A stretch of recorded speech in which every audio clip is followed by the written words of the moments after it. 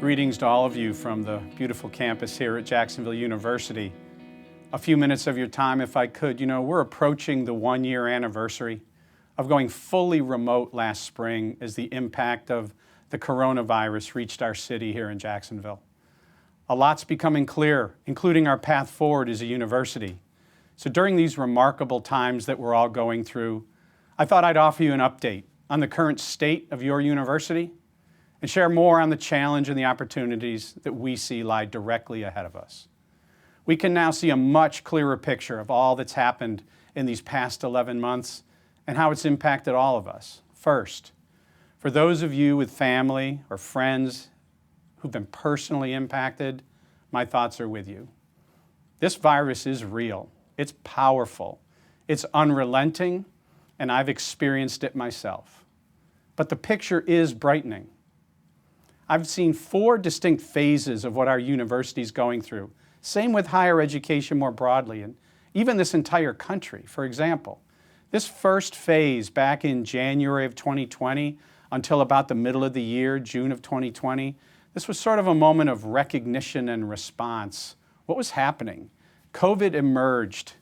We moved quickly here to keep our campus safe.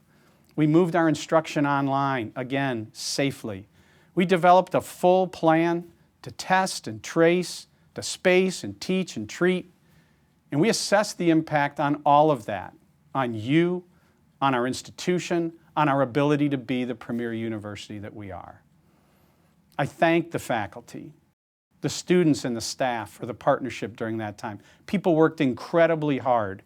People were under pressure, and during that time we pivoted this university in an exemplary way.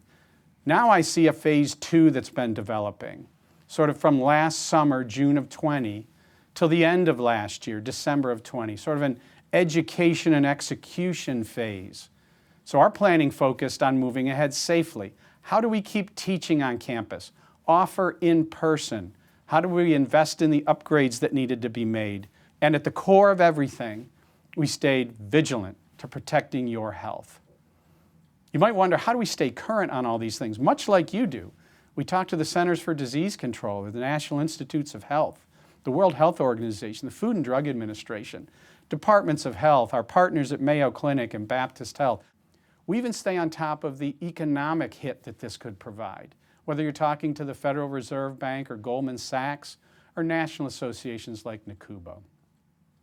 All that thoughtful planning and analysis and expert guidance has presented us with an overwhelming consensus, and you may be feeling it. The impact of this global health crisis is not over. It's far from over. There are many reasons to be optimistic, but we need to continue to take this seriously. I'll tell you, over my 40 years in business and education, since I graduated from this university in 1981, there's not been a single catalytic event that I've seen that has so profoundly and instantaneously impacted both sides of what most institutions in the world see.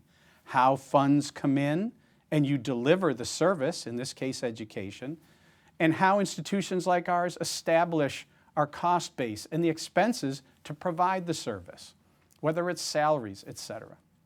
Both of these have been impacted simultaneously, and both in a most challenging direction. You simply don't see that many things occur in the world that slows down your ability to provide a service and inflates the expenses it costs to do them.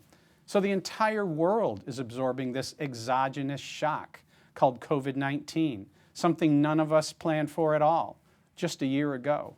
It's had massive ripple effects in lots of different directions. I'm sure you're feeling those.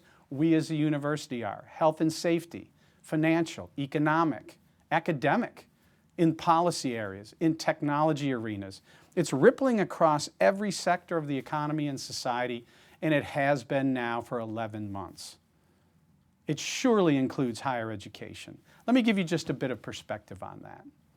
The American Council on Education told Congress recently, and I'm quoting them here, COVID-19 is a $120 billion negative impact to U.S. universities.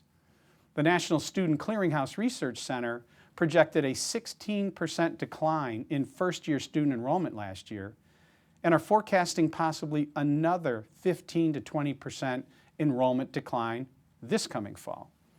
Across the country, dozens of really well-respected public and private universities are reimagining, reorganizing, and streamlining.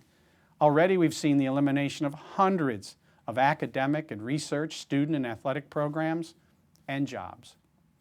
That brings us to today, what I think is where we are, clearly in the phase 3. This is a moment of reset and reinvention. It started on January 1st of this year, when many of members of the cabinet worked all through the holidays.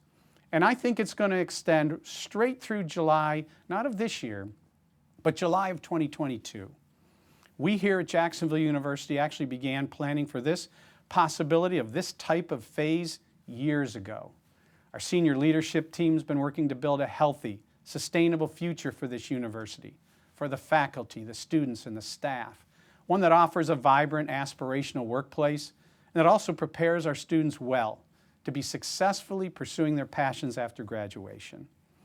This means the pandemic didn't really bring us any totally new and unexpected variables, but it has absolutely accelerated toward us and deepened the impact of everything we see. In other words, it's brought potential difficulties to us much sooner and with greater potential impact. And that's true at this university, other universities, and in other industries. So based on our analysis of the landscape and our place in it, with all of our exciting and promising developments underway, it's important for you to hear from me, to know that we're in a moment that I believe demands sustainable financial alignment between our current level of revenues and expenses and those we expect over the next 12 to 18 months. To be exact, we've been facing a projected $11 million deficit. Some might call it a shortfall, a discrepancy between revenues and expenses. And I've been meeting regularly with our faculty, our talented cabinet, a very engaged board of trustees. Each one brings a wide range of expertise from many industries. Recently, the board has directed us, the cabinet and the president, to take immediate steps to create that sustainable financial alignment that will keep us healthy well into the future. To do that, we plan to do several things: streamline our operations, continue to invest in the most promising opportunities available to us, and better align our offerings with what future students will demand. This reset and reinvention period over these next 18 months is going to position Jacksonville University to successfully navigate the challenges ahead of us. And I think it's going to set us up well for the next phase: transformation and acceleration.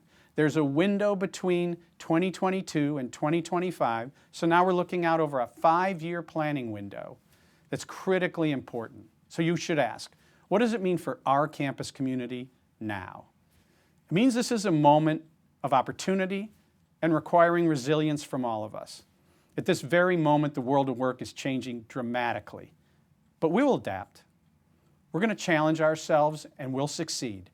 We're going to continue this creation of the modern, premier, private regional university that we're all so proud of. But it's going to require some tough decisions in the weeks and months ahead. We'll be even more diligent about reducing our expenses. We're going to rethink the structure of our university to become more agile, efficient, and responsive. Hard work. We'll continue to aggressively seek new partnerships that have already diversified and increased our revenue and are so promising for our future. We're going to continue investing in resources that allow us to better serve our students. And we're going to lean hard into the familiar aspects of your Jacksonville University that have always differentiated us as an institution of higher education and as a welcome partner. None of these decisions will be made in a vacuum. Under our shared governance, our shared leadership model, our university senior leaders are going to continue to work closely with the faculty and with the Board of Trustees to tackle the financial challenges that's right in front of us. We're going to work together to find real solutions. And we're going to come out on the other side of this better, stronger, and a more forward-thinking university. It's the time for that. As decisions are made and steps are taken, we're committed to keeping you informed, and we'll communicate directly with you and anyone who's impacted by any of these decisions. To our students, families, faculty, staff, alumni, donors, partners, you have an open invitation. Please reach out to me directly. We're working hard on this every single day. As always, I hope you know, I welcome your questions, your ideas, and your suggestions. We're going to be back to you and members of our campus community in the coming weeks.